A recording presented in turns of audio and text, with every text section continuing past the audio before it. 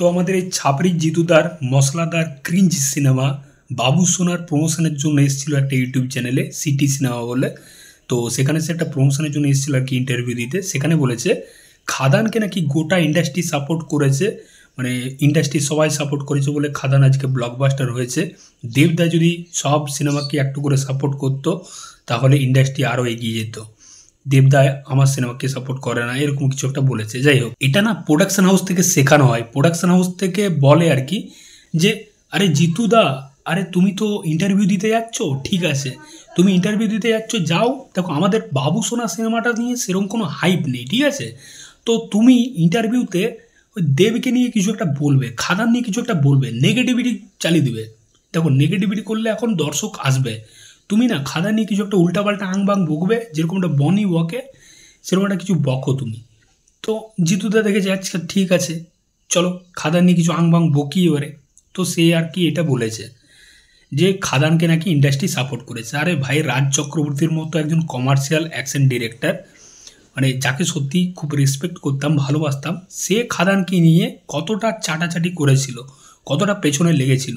তার ওয়াইফ শুভশ্রী গাঙ্গুলি, তারপর এই যে রুদ্রনীল বলি, তারপর আমাদের উইন্ডোজ প্রোডাকশনের কর্ণধারা তার বউ, মানে অনেক লোক আর কি খাদানের পেছনে লেগেছিল, কিন্তু কেউ কোনো বাল ছিঁড়তে পারেনি। আর দেবদার কেউ কিছু কোনোদিন ছিঁড়তেও পারবে না, কারণ মানুষটা ভাই কারো পেছনে কোনোদিন লাগে না।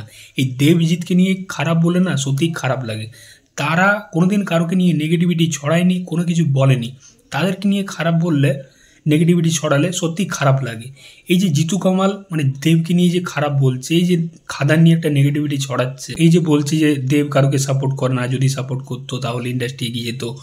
আরে ভাই সেরকম সিনেমা তো বানাও, এরকম ক্রিঞ্জ বালের মতো সিনেমা বানাবে, সাপোর্ট করবে, কোথার থেকে এত মানে কনফিডেন্স আসে। তো জানি না এই সিনেমাটা কজন দেখবে সেটাই আর। যাই হোক, এসকে মুভিজ এই সিনেমাটা প্রডিউস করেছে, 14ই ফেব্রুয়ারি রিলিজ করছে। এসকে মুভিজ হচ্ছে বাংলার বর্তমান সময়ে দাঁড়িয়ে সব থেকে জঘন্য একটা প্রোডাকশন হাউস।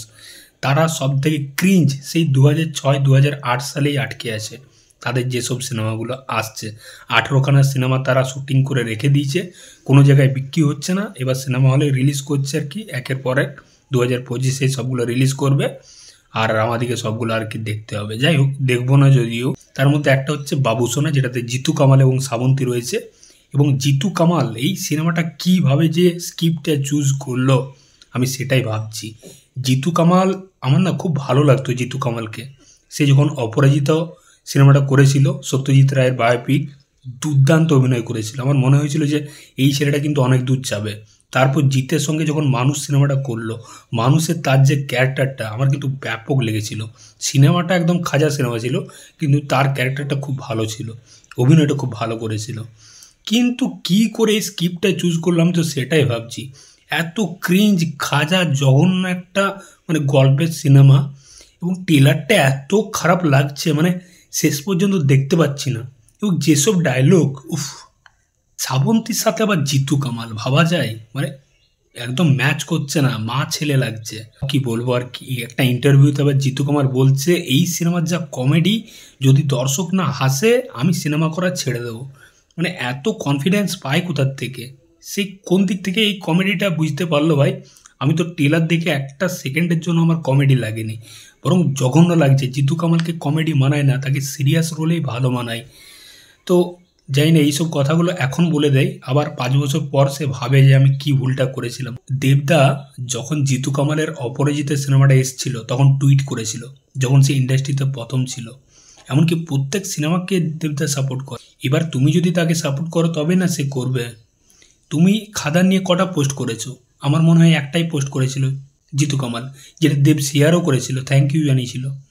আর কি করবে মানুষটা? তো দেখা যায় কি কন্ট্রোভার্সি করে কটা দর্শক টানতে পারে জিতু কামাল।